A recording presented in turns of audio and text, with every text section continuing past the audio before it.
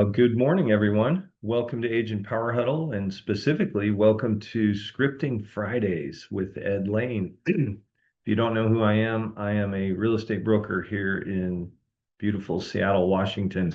I've been in the business for 39 years, and I know what to say and when to say it. So I like to share that. And today, we're actually going to do a deep dive on contingent sales, writing an offer where your buyer's offer is contingent on the sale of their current residence. And I'm going to explain how I speak about that and how I get listing brokers and sellers to accept my offer. So uh, let me share my screen and we will dive in. All right. And happy spring, although it's pissing down rain here in Seattle. So I, I don't know if we get spring this year. All right. So again, my name's Ed Laine. If you're not familiar with me, I've been doing this a really long time. I've sold over 3,000 homes. I'm also a licensed lender. I've closed over 5,000 mortgages. So I'm one of the few people that's done both $1 billion in sales and $1 billion in loan volume. And that just gives me a unique perspective. But today, we're going to talk about the contingency continuum. And I call it that because it's a continuum of risk, and it's best explained to your client, the buyer, that way, and it's best understood by the seller that way. So whether you're wearing your listing hat or your buyer's agent hat, that today's going to be very helpful for you because you're going to give people some context when really, if you think about it, short of educating someone, what are you doing when you write a contingent offer? What you're doing is you're asking the seller to take whatever apprehension they have, whatever anxiety they currently have about their current house, and literally abdicate it to someone else and some other house that they've never seen. That's a uphill battle to say the least, right? They'd much rather just play their cards than trust somebody else has a better hand, right? So we want to educate folks along the way to make them feel better about this prospect of successfully closing. And this is the main reason why 80% of the buyers that drive by your listing have a home to sell and can't buy unless they unlock the equity in their current residence. So it's helpful to communicate that your listing is available to them too, right? Because otherwise, most agents think a contingent offer can only be accepted by a seller who's been languishing on the market. Have you ever thought of that? Do you see the irony in that? Think of that. How ironic. I've had my house on the market for 90 plus days, and now I'm willing to accept a contingent offer. In a hot market, shouldn't I accept a contingent offer early because it's going to sell quickly? But people don't get that. They see it as a last resort. So the problem isn't the contingency, it's how it's handled, right? Somebody's chatting. Time versus money. Amen, Rick. That's exactly right. And they're not sure, uh, you know, if they accept a contingent offer, the time part is an absolute unknown, right? But we're going to be better at this. So we're going to be able to give them more predictable outcomes. That's the key to this, right? And as you guys know, most transactions are interconnected anyway, right? They're dominoes. And if one domino fails to fall, the whole string fails, right? Your sale is not an isolated event, and contingencies of any type are totally normal. But for some reason, we treat this one contingency like it's an exception, right? Or exceptional. But they're not. They're normal. 80% of home owners that want to move right? That's move up, move down, move laterally, doesn't matter. They've got to get their equity out in order to be able to sell. So what is the opportunity? Well, if you get good at this, you already are going to be unique because most agents avoid them. They see it as risky and extra work and leaving money on the table. It's a skill that you can actually market. I literally have a funnel created for downsizing. If you guys want to check it out, go to downsizingwa.com. But in that funnel, I explain how I'm an expert in navigating this and managing simultaneous closings with non-simultaneous possession dates. How often have you said that? How often has the consumer heard that phrase? Never, right? But if you practice it, I actually had my wife bring it up in a dinner conversation last week. She's like, what's that thing that you do that you're an expert at? You know, the simultaneous thing? And I go, oh, simultaneous closings with non-simultaneous possession dates? She goes, yeah, yeah. And the people we were having dinner with were like, what's that? And I explained. And I'm actually doing one right now. I'll touch on it later. But you can market it, right? And we can structure these to help people get through them with mitigating the downside. And can you see how it could help you win more deals? Right?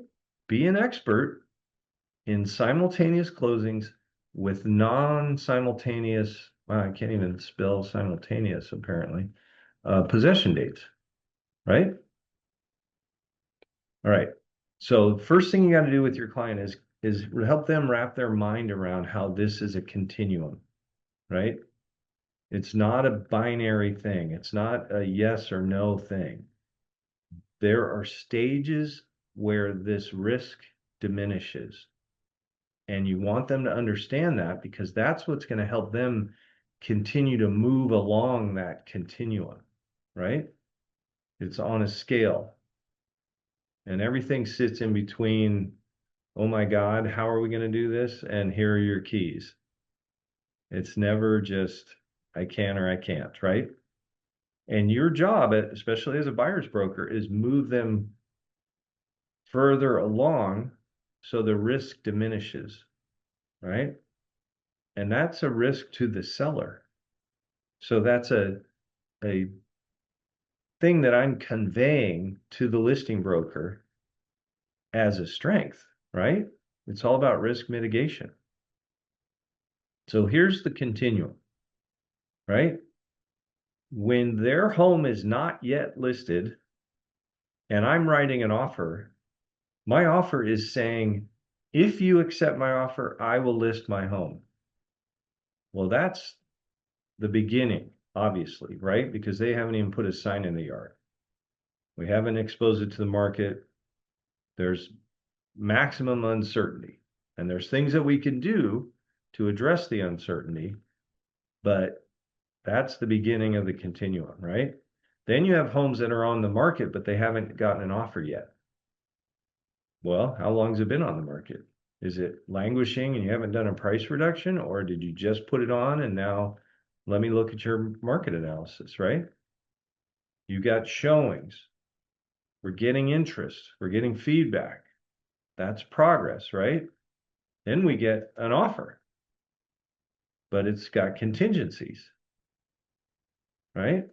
Then the golden grail is we're in contract and we've cleared all the contingencies.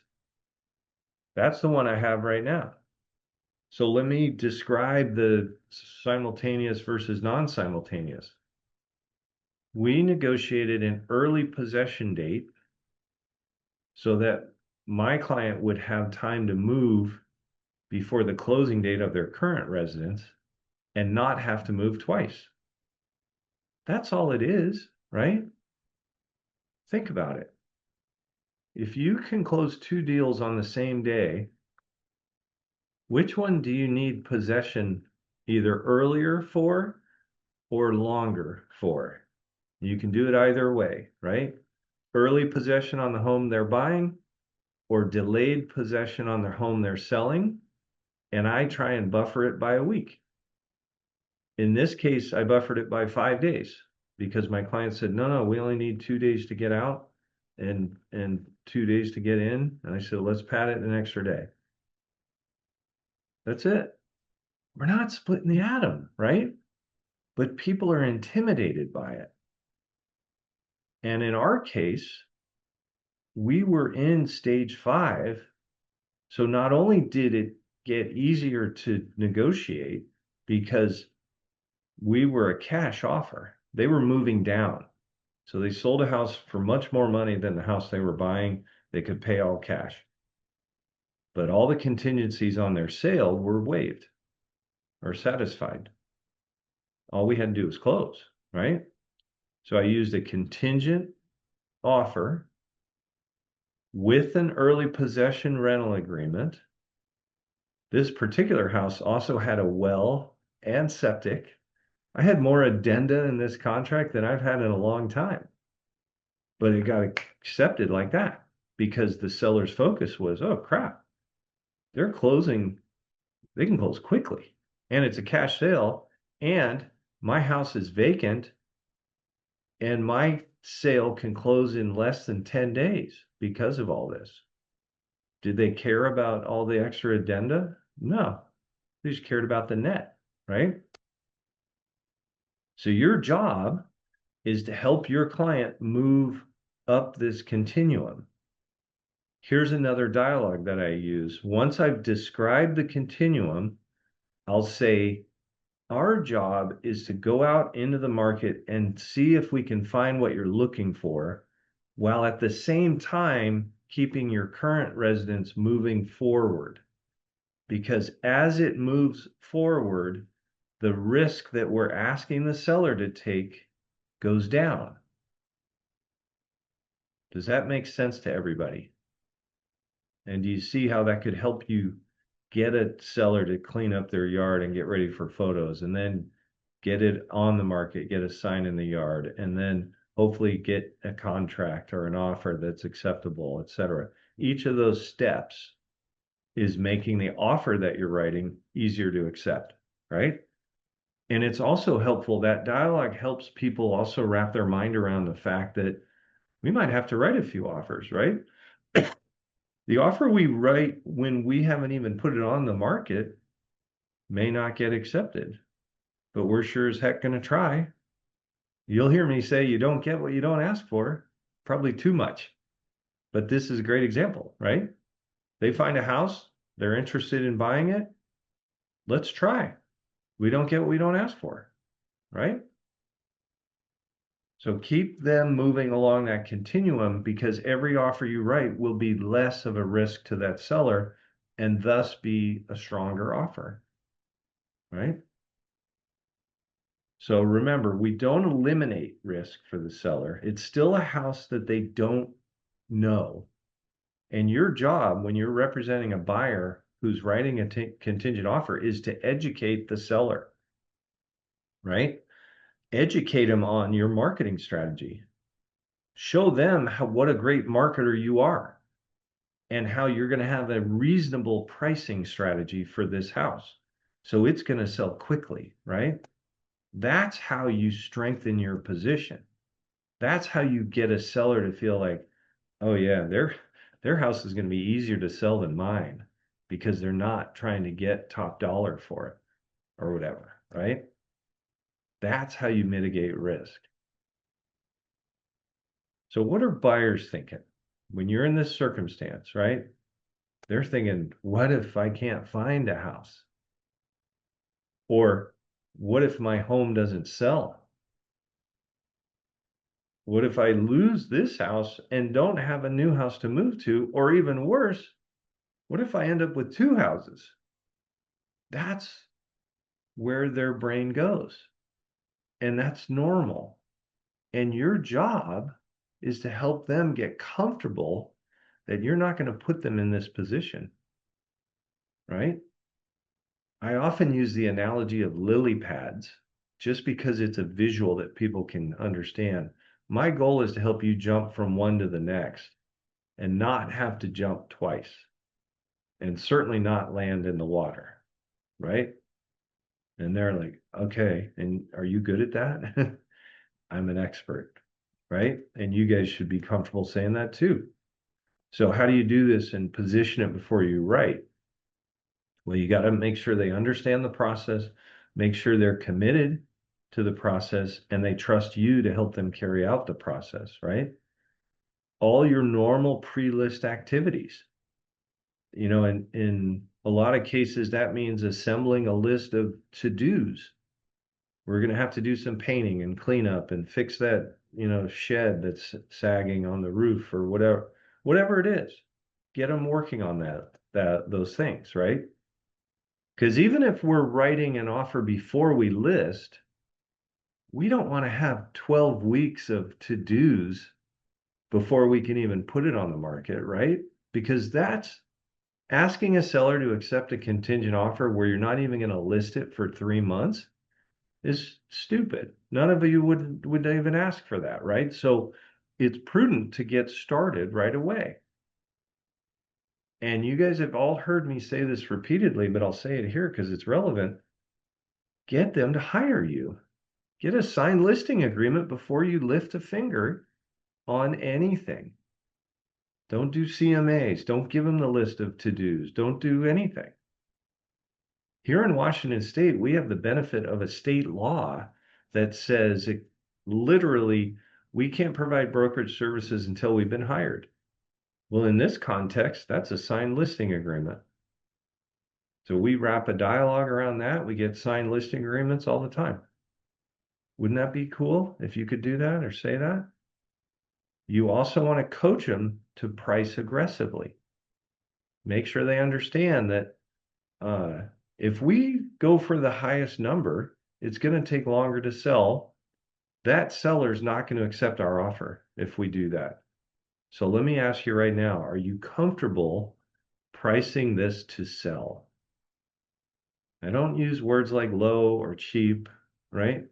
Are you comfortable with pricing this to sell? Then we're going to blow open the marketing. That's something you guys all do already, right? But when we hit the launch button, we go and we go hard, right? We have a 155-step selling system. If you want to learn what we do, go to theagentcollective.com and search for the seller presentation. There's a group of 5 listing presentations, and ours is one of them. And you can see me giving it, and you'll learn about it, right? That's a very good use of your time. So based on where your offer, or based on where you are, your offer may be seen as a higher risk. My job is to strengthen your position. Another dialogue I use is having a contingency like this in our offer is a weakness. And they look at you like, wait, what? It's a weakness because we're giving the seller anxiety about whether our home's going to sell. So we can't at the same time offer them a low ball offer. Does that make sense? And then they go, oh, because you'll have clients that want to be aggressive in their offer writing. The minute you had a contingency like this to your offer, you'd better not be, because the seller's not going to take below market value and be contingent. So coach them through that, right? All right. So what are sellers thinking? Sellers, what if that buyer's home doesn't sell? What if it ends up being a waste of time and we have to go back on the market? And what if a better offer comes along that's non-contingent? Well, you guys should all read your local contingency documents or addenda. Ours here in Washington State has a bump clause, and yours probably does too. So make sure you understand it. Because if that's the apprehension of my client, That's easy to dispel. I just remind them that and I always make it sound like I'm going to include a bump clause because I'm smart and I'm experienced and thank God you found me, right? But the bump clause is built into that. I just take credit for it, right? And I go, if they say, well, but what if a better offer comes along? That's no problem, sir. We're going to include a bump clause in the contract so that if that happens, you can give notice to the current buyer and they have to either waive their contingency or get out of the way. So you get the best of both worlds. Does that make sense? And they're like, oh, yeah, that's really smart, right? Did I make that up? No, it's built into the contingency form. So check yours and make sure you have that. And if you don't, create one. It's not rocket science. You don't have to hire an attorney to craft language like that. It's almost like it makes me think of the escalator clause. In my market, we now have an escalator form. We didn't when I started in the business. And people like me would craft language to build in an escalator. And that started happening enough that they decided we're just going to create a form because some of these agents are good at it and some aren't so good at it. And that helps us, right? All right. So not all contingencies are equal, right? There's going to be a perceived risk, and then there's going to be the reality. So let's go through it. A seller could say it's just too risky. That means they're thinking you're not going to be able to sell the house. Or we're going to lose time, which means you're not going to be able to sell the house. And now we're going to come back on the market. Or they think the buyer's not serious. That's really a death knell, right? When a seller receives an offer where it says, I'm only going to list my house if you accept my offers, that's a lack of commitment, right? And the seller's not necessarily wrong to hear it that way, but our job is to overcome that, right?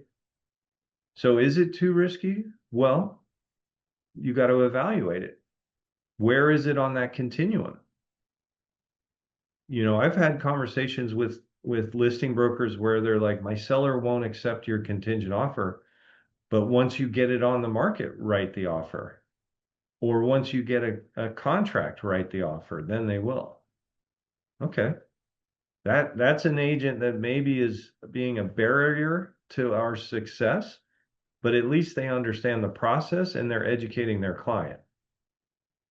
And I've built rapport because I'm not going to call them stupid or anything. I'm just going to say, we'll keep working on it. Will you keep me posted if you do get an offer?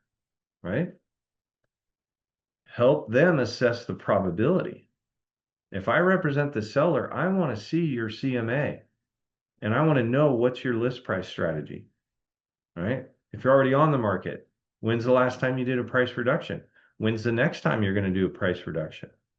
These are all things that are reasonable questions to ask. And as a buyer's broker, you should be prepared to answer, right? We can keep the bump clause in there. If your forms don't have one, put one in there. That's a very powerful way to make a seller feel like they're not leaving money on the table. You can even, in our form, it'll say, by default, it says, listing to be moved to a contingent status. Well, I strike that and I put buyer agrees to allow seller to continue to market this listing as active because then it shows up on all the apps and in all the websites, right?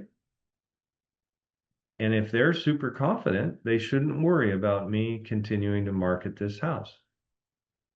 That's another angle that you can take to mitigate fear for the seller. Do I lead with that? No. No, I'm reading my client, the seller's reaction and posture and determining if they're so puckered with anxiety about this and they're not even going to accept this offer, I could say, well, what if we accept the offer because it's a reasonable price, but we continue to market your house. Would you be more comfortable that way? Ooh, can we do that? Yeah, all we have to do is strike this clause that says it's going to move to contingent status, change it to keeping it an active status. Does that make sense to everybody? That's an advanced maneuver. I don't lead with that because what's the likelihood the buyer is going to be accepting of that? That's a reason for the buyer to walk. So I don't necessarily want to spook them, but if that's the only way I get my seller to accept their contingent offer, I'll explain it that way to the agent, and then we'll probably get a deal done, right? So what do you have to assess if you are the listing broker helping your seller determine if it's a reasonable offer? Rick, I apologize. You asked your question a bit ago. You said, is this a good time for a pre-inspection? Yeah, absolutely. Especially on the contingent sale, right? We covered this deeply yesterday, but I'll touch on it.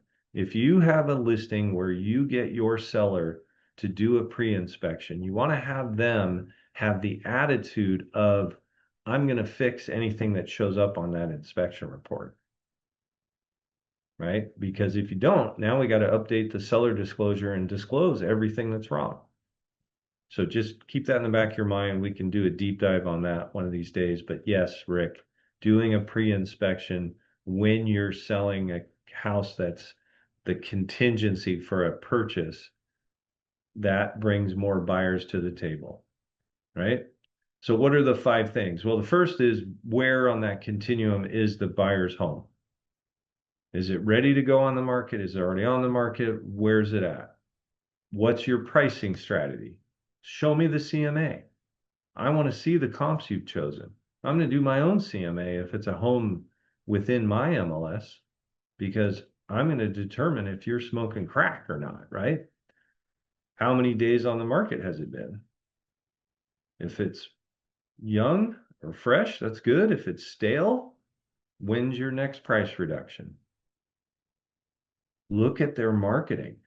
Do they know what they're doing? Does it look professional and polished?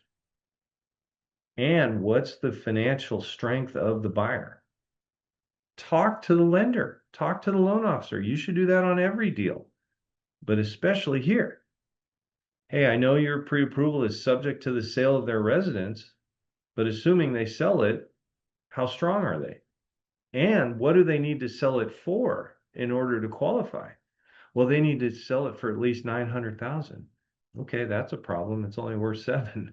We're not accepting this contingent offer. Like, these are all conversations that you can have that may cause you to reject the offer. And you have to be okay with that. But I am, and you should be too, because I'm protecting my seller, right? The buyer's not just contingent, they're a position at stage 3.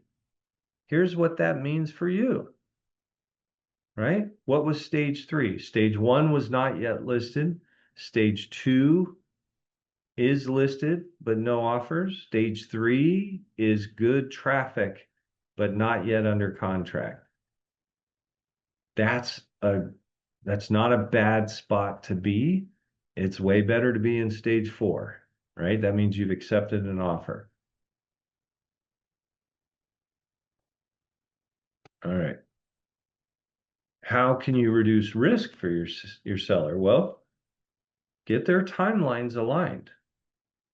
The closing date and the possession date can be manipulated, right?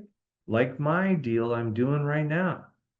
They are now comfortably in their new home and they don't even own it yet. They won't own it till Monday. That's comfy, right?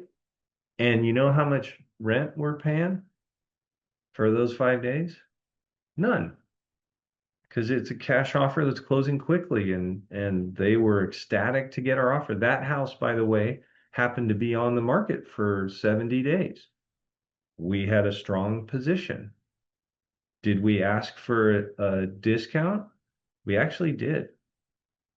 because it was a cash offer and all contingencies have been cleared on the sale, we did ask for a lower offer or a lower purchase price, and we got it. Possession date, we talked about strategic negotiation. Sometimes, if your current sale is under contract but has an inspection contingency, you might want to write the offer on your contingent sale so that the earnest money doesn't get deposited until the inspection on your current house gets waived or something like that, right? You're just going to manage these timelines in a way that reduces risk. Does that make sense? How do you strengthen the offer? Well, larger earnest money for sure. We say typically 1 to 3%, maybe 3 to 5 is better if you're writing a contingent offer. Faster or shorter timelines, right? I never write a 10-day inspection, but that's what the form defaults to in our market. That's idiotic, right? Here's another nuance, and maybe it's true in yours. Our forms say timelines of 5 days or fewer exclude weekends. So if I get an offer from somebody that writes a 6-day contingency, I know that they don't know what the hell they're doing, because a 6-day is actually longer than a 5-day, because a 6 includes weekends and a 5 excludes weekends. Does that make sense to everybody? So you can interpret, okay, is this an inexperienced agent? Right? But if you're writing the offer, compress it to 5, maybe even 4 or 3 if you can. You can also pre-inspect on the house you're buying as well as the house you're selling. That hedges risk for everybody and it strengthens your offer, right? If you're writing a contingent offer to a seller and it's been on the market for 48 days or whatever, do a pre-inspection and tell them, we want to do this so we can write our offer absent or waiving inspection. 48 days, I probably would just have an inspection contingency because I've got a little bit of anxiety on the other end, right? You got to read the room and determine what works, right? And remember, the contingency itself is a weakness. So don't make the offer amount another weakness. Communication. Set expectations early. Define the communication cadence from day one. I'm going to give you an update every week. I say that to my sellers. I would say that to a listing broker if I'm writing a contingent offer so that they know how much traffic we're getting, right? Provide constant updates. Even if there's no news, make that extra phone call. Humans, by default, go to dark places. My proof of that is if you're a parent, have you ever heard a parent say to their child, you didn't tell me where you were, you could have been in a ditch, right? That's human nature. So you don't want people to not hear from you and assume the worst. So give them consistent updates, even if there's nothing to update. Confidence is going to help you get clarity. Don't use hyperbolic language or technical language. Speak in plain English, help people understand what's going on. We've had this many showings, we've had this much online engagement, we've had inquiries like this. How many people are coming to the open house? How many showings outside of the open houses? Right? I specialize in structuring contingent deals.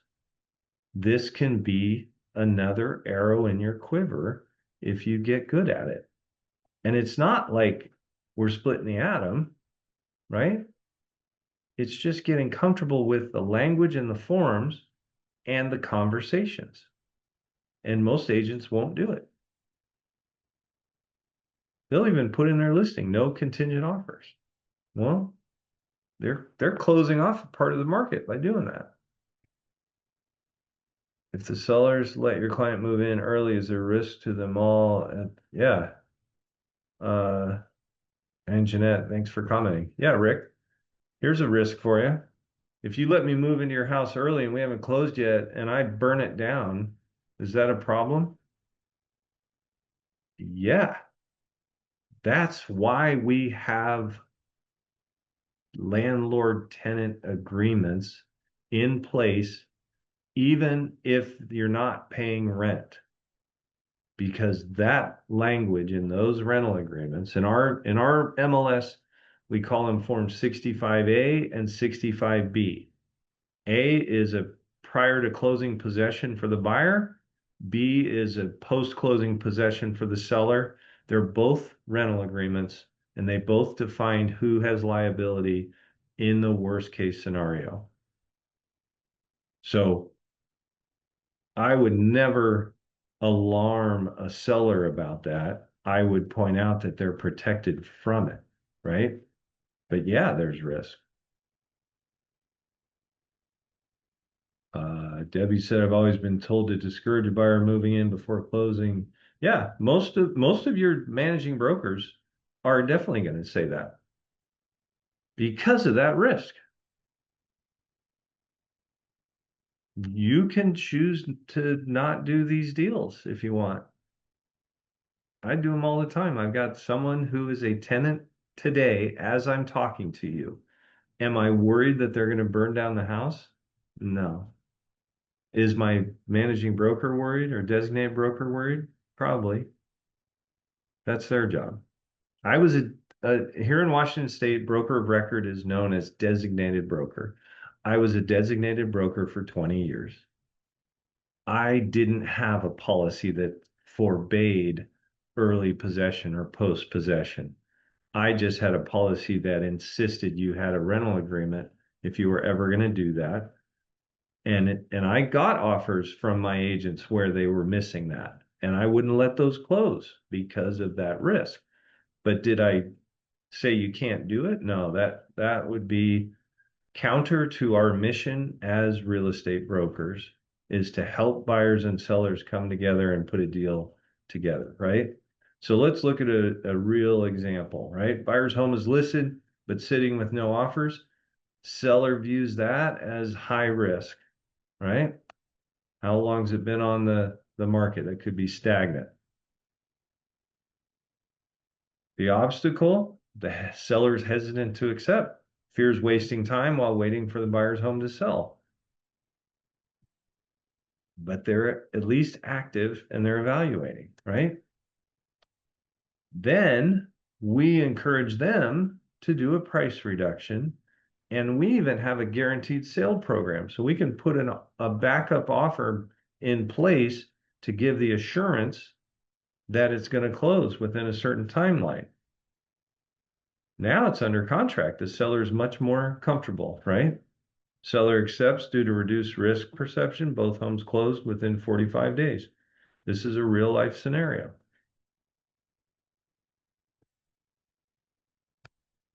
Result, by moving the client along the continuum, we transformed a no into a yes, time saved 2 weeks, and they paid full price to the seller. Make sense? These are all levers that you can be pulling. Debbie had one where the buyer moved in day 2 of escrow, which lasted 6 months. Yeah, that's a success story if you represented the buyer. It's a nightmare if you represent the seller, right? Was the craziest deal ever because the seller was the people were the nicest people ever. There was no tension at all. But as an agent, I was like, oh my gosh, this is a nightmare. And so I was the one kind of freaking out. I was the TC on the file. Yeah. Both agents on both sides, and the seller and the buyer, they were both so easygoing, free flowing, nonchalant, and the seller was like, yeah, go ahead and move into the house, it's okay. So day 2 the buyer moved in. They hadn't put their property on the market yet. Oh, it's not a problem, but it was supposed to only be for till closing. Well, then their house never got put on the market for like 2 months because the buyers were dragging their feet because nothing was urgent for either Yeah. of them. And so then we developed that, okay, it's going to go beyond. We have a 29-day rule in California that if it's within 29 days, you don't have to do a rental agreement. But if it's 30 days or more, you have to do a rental agreement. So then we did the rental agreement. And then that just gave it room to take however long it needed to take with no rush, no urgency, no regard for anything.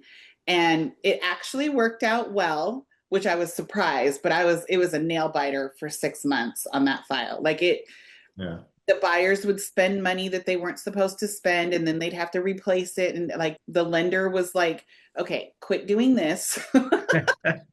So there was other things along the way that Other hurdles, huh?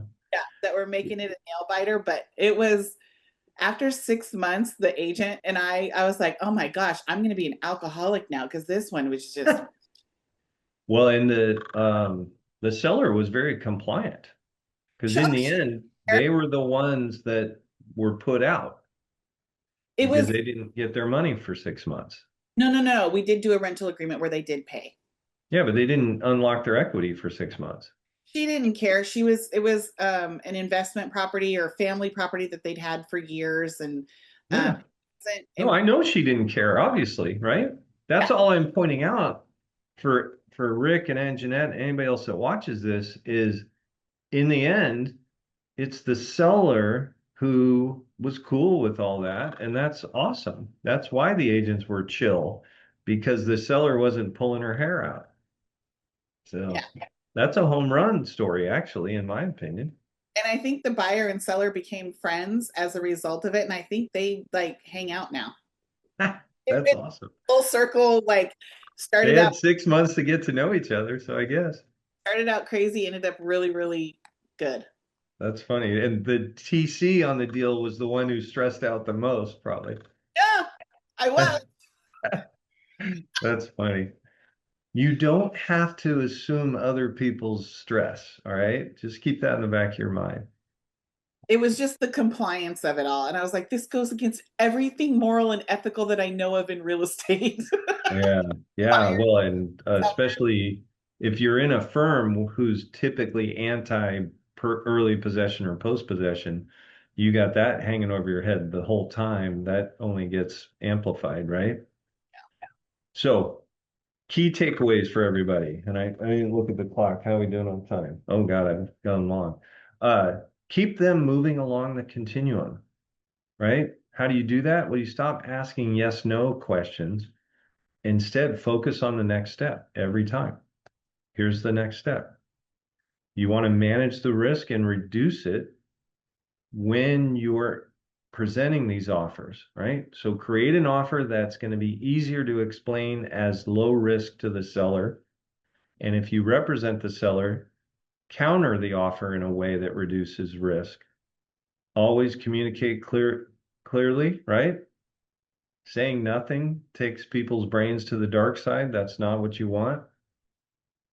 Paint the picture for them, right? This is helping somebody visualize, especially a seller. Hey, this buyer could be our buyer, which helps you get to Florida or wherever you're going. Help them visualize that. What's it going to be like sitting on the beach with a Mai Tai? You're right. Do you think it's going to close? We've already done the analysis. They're going to price it well. They're going to mark this agent is a good marketer. I've looked at a number of her listings. She's done a good job, right? So remember, contingent deals are opportunities when they're structured correctly. The agent who controls the narrative controls the deal. Explain the risk and how you reduce it, and you become indispensable. These people that I'm dealing with right now had originally thought they were going to go to a VRBO and get pods and load the pods and then unload the pod. All of that went out the window and they hired a mover and the mover just moved their stuff from point A to point B. Do you think I'm going to get a good testimonial given that I helped them avoid moving twice and VRBOing for a week or 2 weeks or whatever it would have been? Heck yeah. I mention this at the end of every class. There's a URL, what would Ed say? That is a custom GPT. So feel free to go to it and ask it questions like, this seller wants me to discount and I don't want to. What should I say? And it'll tell you. And it's all based on the knowledge base for that custom GPT is or are these slide decks. That's all I did was upload 2 years worth of this class every Friday. And now I use it for stuff. Isn't that crazy? All right, I'll stop sharing. I always try and reserve the last couple minutes for questions or scenarios where you guys have a scenario that you don't know what you should say. Feel free to chime in right now or any questions about what we covered today.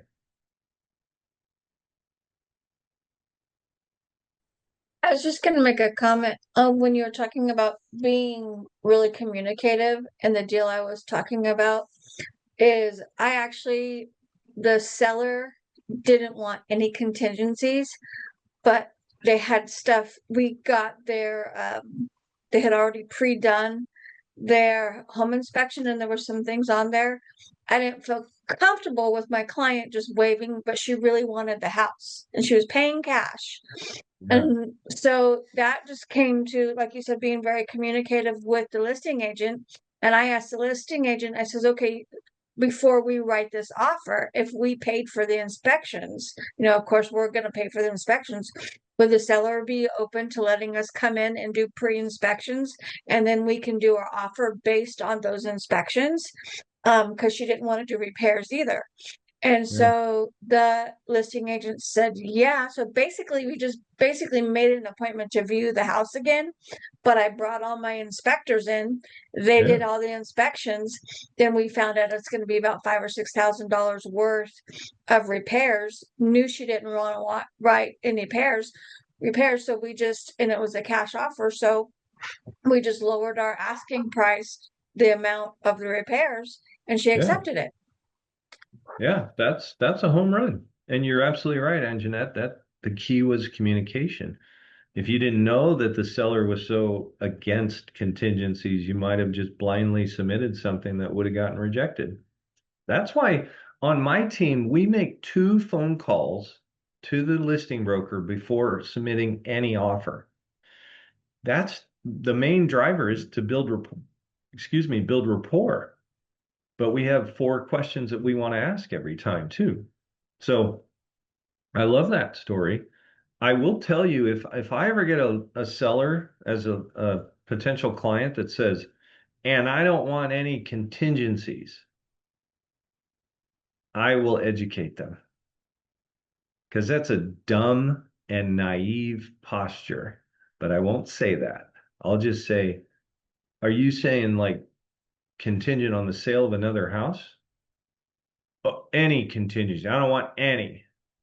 Well, I'm not sure that's a realistic expectation because what you're going to do is you're going to limit yourself to a much smaller pool of buyers, the cash only buyers, because every finance buyer who happen also to be the ones that are willing to pay more for the house because they're going to live there, uh, they're going to have a financing contingency. And when I say it like that, usually I get the, okay, well, that contingency is okay, but I don't want any others. And then I'll say, well, then let's talk about the inspection. I'll just touch on the most common contingencies and get them comfortable that we shouldn't put rules out. Can we do that? Absolutely. Is it smart? Not at all, because you're going to cause the buyer pool to shrink. And we want as big a buyer pool as we can get, right? So, all right. I ran really long today and I apologize, but I hope it was worth it. I thank you guys for not bailing because that tells me it was worth it. And check out whatwouldEdSay.com. All right. Have a great day. And I'll see you guys next week. We're going to do the ideal day. I think Anjanette, that Yeah. was your request, right? Yeah. We'll do that Yeah. next Friday and I'll cover the 5 categories or parts of your life that I address And I think that'll be less scripting and more of a discussion. But I'm looking forward to it. Awesome. I have Have a a great. side question. Oh Can yeah, I go for doesn't relate to anything. It's actually kind of personal. I mean, not bad personal, it. Do you but want we can log off of this? I can call oh, you or no, that's fine. I mean, it doesn't matter. It might help somebody who's in the area. Quick okay. question. I have my son's girlfriend just got her insurance license. Now, here in California, a lot of insurance agents come to our meetings and everything to meet clients and everything. Is that allowed in Washington? Because she actually is not too far from you. Yeah, we actually literally we do a monthly live training meeting once a month, and I had an insurance guy come to the last one, which was Friday a week ago. Okay. And then is it okay to give her your information to maybe set up a meeting with you or something as Yeah, far as I'd be happy to insurance? chat with her. Okay. Like I'll just give her your Calendly You can or definitely do that. Yep. So does okay. your son live up here also? My two sons do. Ah, Yeah. we got to get you up here, Anjanette. I we're getting closer, but yeah, so her name's Mariah. So Mariah. and Yeah, I'll just tell her that and I'll give her your email and you guys can just I'll just give her your email and you guys can connect that way. That'd be okay? sure. Yeah, Okay. whatever's easiest. Calendly, email, cell phone, you name it. Okay. Thank you. That was just All my side right. question. All right. Have a great day. Okay, thank you. Bye. Bye. If you'd like more information or to get connected to the Agent Power Huddle, join our free Facebook group. This call was designed for the agents in our EXP organization, but open to any agent from any brokerage. If you're a guest and you're interested in learning more about EXP or our specific resources within the Agent Collective, reach out to the person who invited you to this call to get more info. Produced by the Agent Collective Media Network.